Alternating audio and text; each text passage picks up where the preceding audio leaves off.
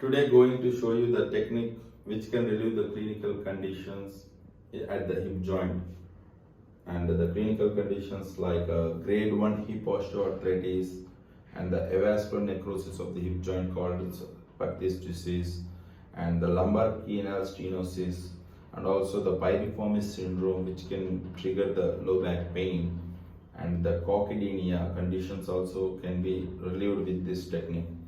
So to apply this technique, the patient should be in the prone position, and the therapy should be on the involved side of the hip joint.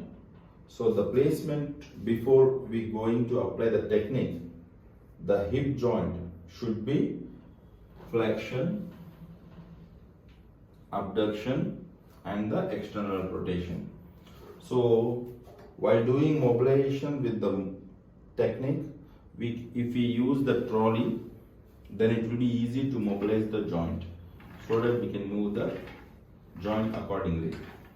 So to apply this technique, we need to place our web space of the two hands over the hip joint and give postero-anterior glide, means the force should move from posterior to the anterior. And to promote the movement while doing the mobilization, we can move the trolley and then enhance the mobilization with movement, okay, like this. So it may improve the movement of the hip joint to move more freely and decrease the pain. Hope it will be helpful. Thank you.